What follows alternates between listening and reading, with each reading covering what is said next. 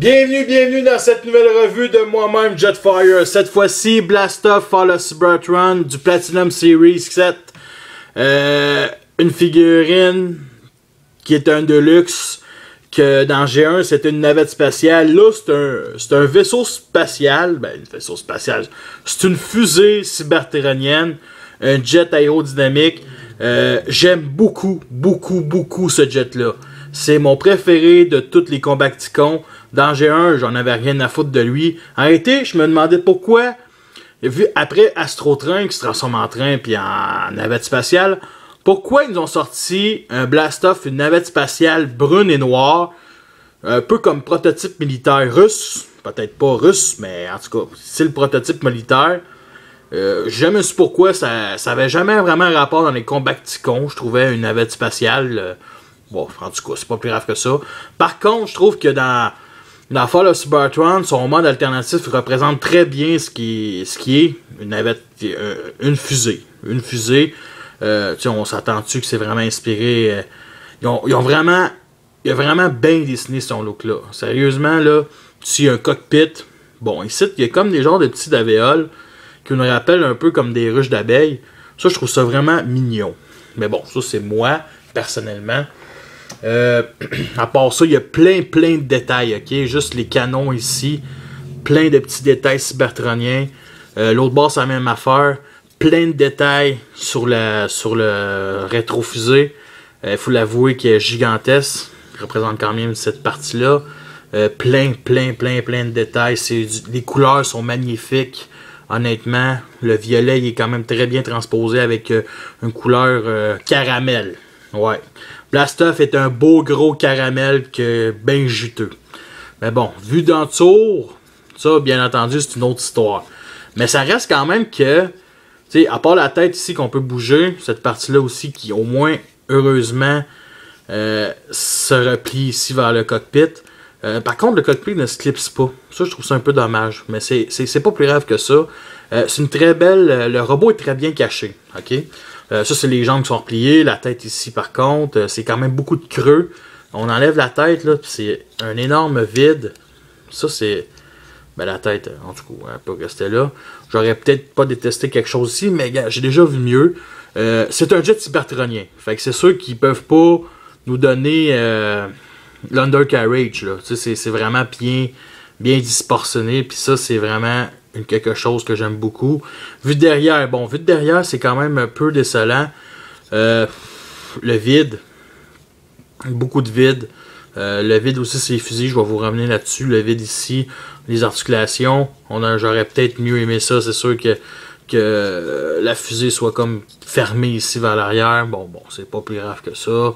C'est un, tu sais, je veux dire, il a été fait comme la même quantité de plastique que les autres. Vraiment très bien détaillé. Ici aussi, qui est comme une partie du torse de Blast-Off. Qui est vraiment... Tu sais, toute partie du robot sert à quelque chose en mode véhicule. Sérieusement, ils ont peut-être raté ils ont peut-être raté les autres. Mais celui-là, c'est le moins raté de tous. Mais bon. On va vous le comparer avec... un jet cybertronien Autobo, qui est une casse basique. En tout cas, on va dire qu'il se tire dessus. Bon, en tout cas, vous comprenez le concept. Ouais, vraiment là, vraiment très beau jouet. Bon, on va commencer la transformation. On enlève les fusils. Mets ça de côté. En passant, les fusils, je les ai accrochés comme ici, ok? On peut les accrocher vers l'extérieur pour que le point soit à l'extérieur, mais tu sais, ça c'est pour vous autres.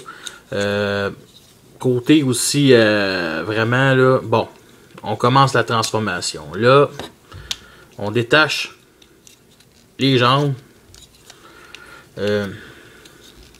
On remet ça comme ça. Comme ça. Comme ça. La transformation, elle est extrêmement simple. Mais là, je viens de... Il faut tourner cette pièce-là, 180 degrés, pour qu'elle replie comme ça. Et on met les jambes comme ça. Bon, le reste se fait naturellement. Ici, on déclipse.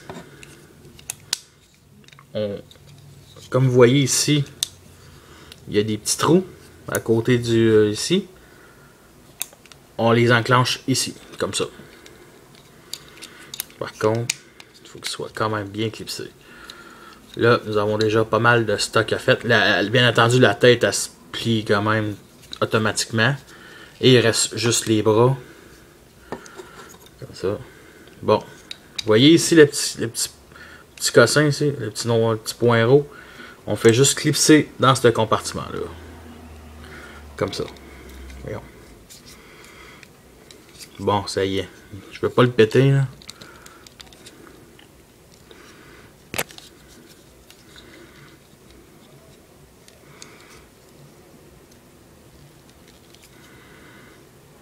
Bon. Même chose de l'autre bord. Bon. Comme vous voyez, celle-là, il est extrêmement lousse. Okay? Il n'y aurait pas de se détacher. Ça, je trouve ça vraiment un peu dommage. Par contre, qu'est-ce que vous voulez? Je vais prendre du longuant. Et bien entendu, les bras sont bien simples. On fait juste les sortir comme ça. Bon, encore une fois. Bon. Comme ça. Même chose de l'autre bord. On les ramène vers l'avant. Comme ça.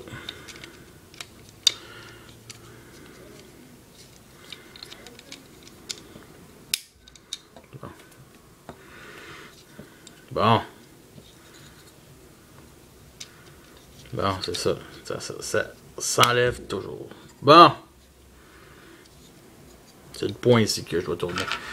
Et nous ne faisons que rajouter les armes. Hey, sacrément, son hostie de bras, là. Bon. Comme ça. Par contre, c'est peut-être la meilleure figurine, mais côté bras, c'est pas la meilleure intelligence. Vraiment, c'est pas... ça se clipse bizarre. Vraiment, là, j'ai été surpris. J'aurais peut-être plus un clips vraiment ordinaire, comme on voit dans les autres figurines. Mais ils ont décidé de vraiment mettre ces pièces-là comme vers l'avant. Et c'est pas la meilleure idée. Bon. Et nous avons notre... Wow. Blastoff Fallosport. On peut mettre ces armes comme ça, mais on peut les mettre d'une autre façon.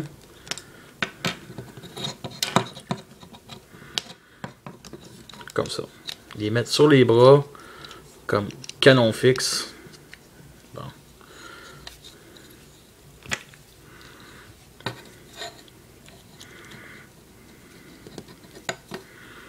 Bon, on peut les mettre comme ce bord-là ou ce bord-là. Comme ça. Honnêtement, je trouve que ça lui fait mieux de même.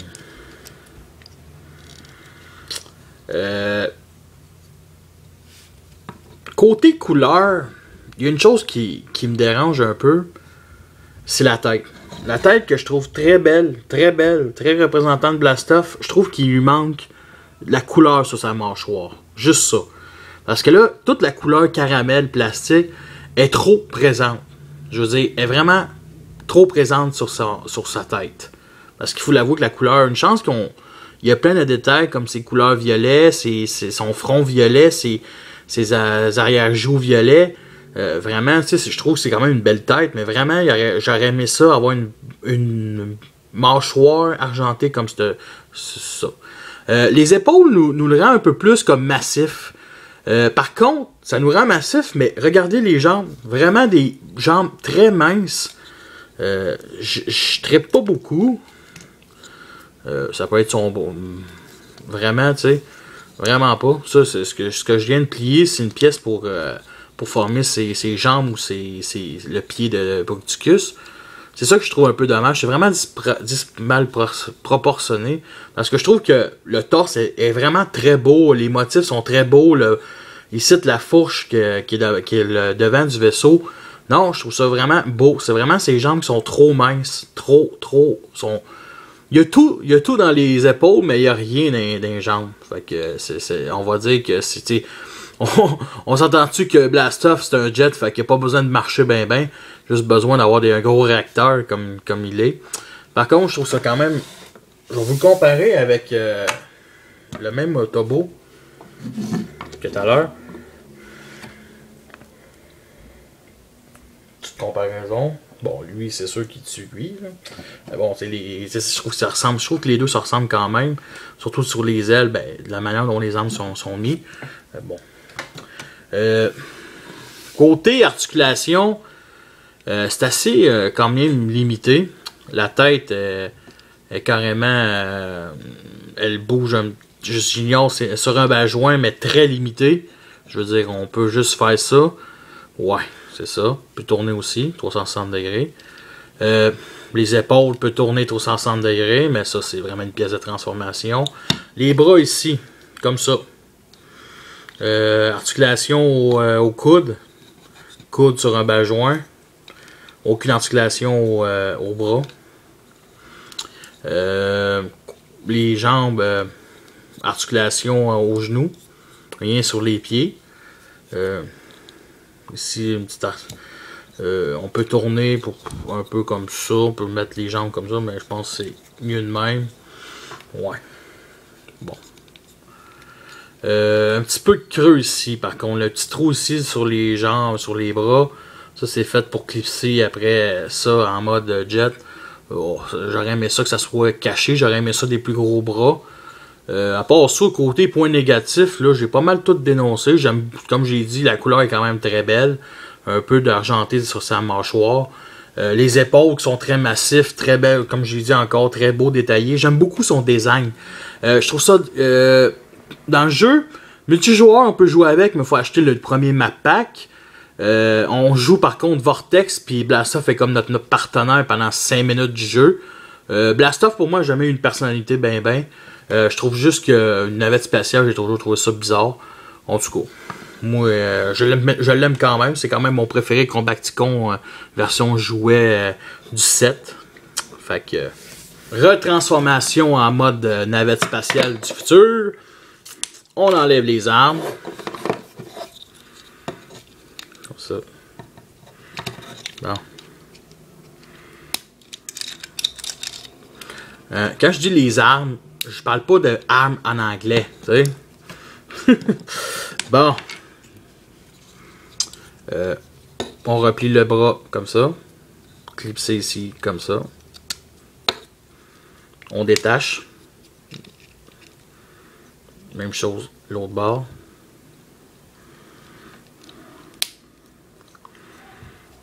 Comme ça. Bon. On remonte cette pièce-là. On tourne la tête aussi. Comme ça. Comme ça. Cette partie-là ici, on la clipse comme ça. Parfait. On détache les bras. Les épaules, je veux dire. On tourne cette pièce-là comme ça. On ramène le jet comme ça là. Même chose de l'autre bord. On ramène comme ça. Avant de ramener, il faut qu'on clipse les deux épaules. Wow, comme ça, voyons. Bon. Bon. On fait juste les clipser. Bon, parfait. Et on clipse les jambes après les épaules.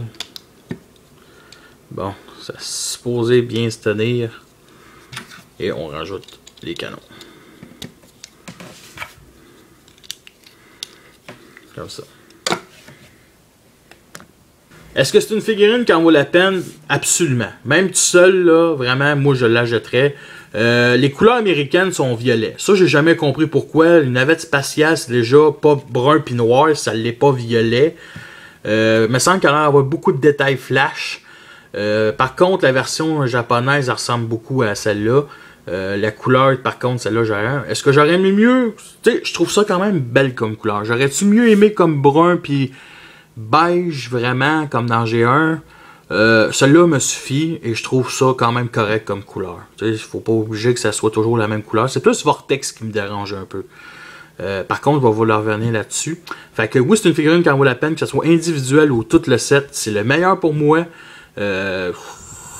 Ça fait une... Je vais vous revenir aussi dans la revue de Bruticus.